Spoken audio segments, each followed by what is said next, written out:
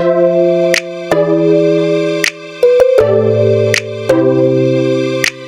Morning guys and welcome back to my channel. সেদিন সকাল সকাল আমি আমার বন্ধুর সাথে বেরিয়ে গিয়েছিলাম একটা 4 স্টার লাক্সারিয়াস বাফে অ্যাভেল করব বলে।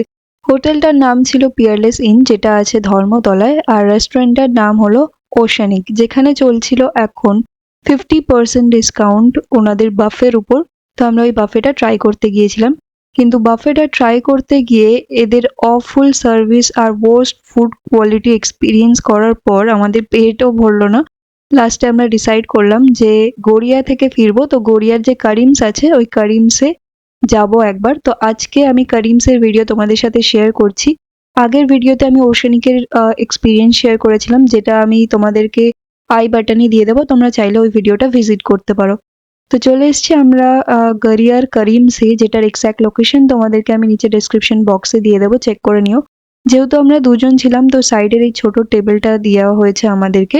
টেবিলটা সত্যি খুবই ছোট, ইন্টেরিয়ারটা খুবই সুন্দর, একটা রয়্যাল অ্যাম্বিয়েন্সে ডেকোরেট করা, দেখতেই পাচ্ছ। সিটিং ক্যাপাসিটিও এখানে ভালো মতোই আছে, আর যে সিটিং চেয়ার্সগুলো আছে সেগুলো কিন্তু বেশ কোজি আর লাক্সারিয়াস ছিল। আসতেই আমাদেরকে দুজনকে দুটো মেনু কার্ড এখানে দেওয়া হয়েছে, যেটা আমার সবচেয়ে বেশি ভালো লেগেছে, কারণ অ্যাট দ্য সেম টাইম দুজনে যাতে আমরা শেয়ার করে দেখতে পারি। তো এখানে দেখো প্রচুর মেনুস আছে, এখানে কিন্তু করিমসে তোমরা প্রচুর আইটেমস পেয়ে যাবে। আমি মেনুটা চটজলদি তোমাদেরকে দেখিয়ে দিচ্ছি, তোমরা পজ করে কিন্তু মেনুটাকে দেখে নিতে পারো। আর সরি যদি একটু মেনুটা ভুলভাল ভাবে দেখিয়ে থাকি, কারণ মেনুটা আমি ধরতেই পারছিলাম না, কার্ডটা এমনভাবে বইটা তৈরি করা, তো একটু দেখাতে প্রবলেমই হচ্ছিল। তো তোমরা এখানে দেখে নাও। আমার ইচ্ছা ছিল শোরবা বা রোল ট্রাই করার এখানে, কারণ এত খেয়ে এসছি, তো বিরিয়ানি বা অন্য কোনো রাইস আইটেম তো খেতে পারবো না, তো কোনো স্টার্টার আইটেমই ট্রাই করতাম। তো আমি কিছু বলিনি, আমি এটা আমার বন্ধুর উপরেও ছেড়ে দিয়েছি, কারণ আগের যে ওশানিকের রেস্টুরেন্টের বাফেটা, ওটা আমার কথাতেও গিয়েছিল আর এত বড় একটা ডিজাস্টার হয়ে গেল। তো এবারে মেনুটা আমি টোটালি ওর উপর ছেড়ে দিয়েছিলাম।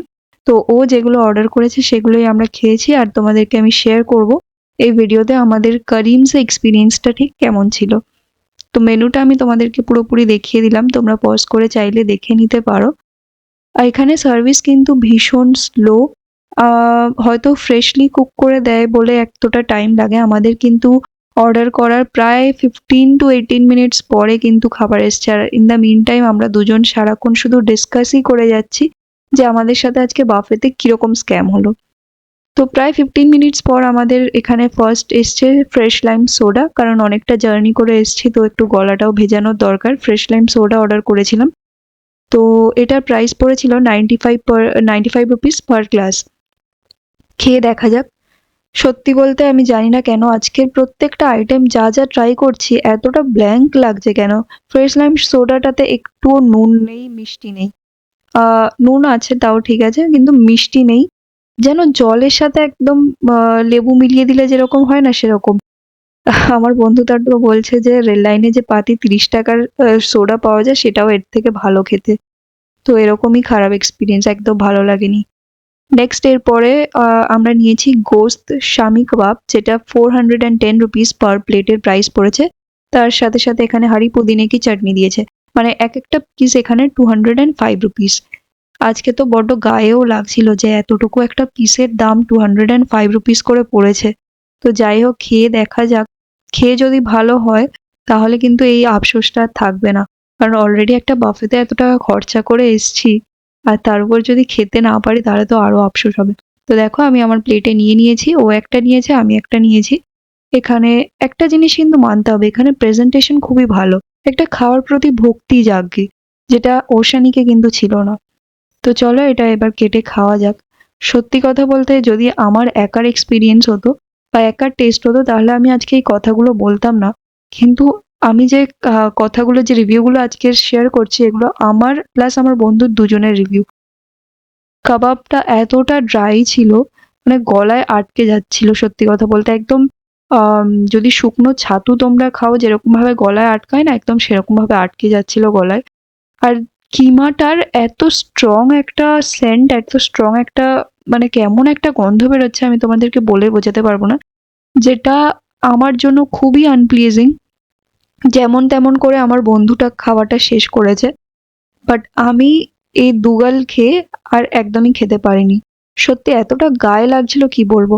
দেখো পুরো হাফের বেশি কিমা আমার পড়ে রয়েছে, সরি কাবাবটা আমার পড়ে রয়েছে। তো এটা পড়েই ছিল, আর যেহেতু এঁঠো করে ফেলেছি তো পার্সেল নিয়েও যেতে পারবো না। তো এটা আমি তোমাদেরকে একটু কেটে দেখাই জিনিসটা ঠিক কতটা ড্রাই। তোমরা বাইরে থেকে তো দেখে বুঝতেই পারছো, ভেতরের যে পুরটা দেখো, পুরটা একেবারে ছাতুর মতো, মানে এতটা ড্রাই। তবুও ড্রাই ছিল তাও আমি খেয়ে নিতে পারতাম, কিন্তু যে কিমার স্ট্রং একটা গন্ধ আসছে ওটা খুবই আনপ্লেজেন্ট আমার জন্য, তো খেতে পারিনি। লাস্টে সব থেকে দুঃখজনক ব্যাপার হলো আমাদের বিল এসেছিল 630 রুপিস। ইভেন আমি ফ্রেশ লাইম সোডাটাও খেতে পারিনি, ওটা যা হোক আমার বন্ধু খেয়ে নিয়েছে।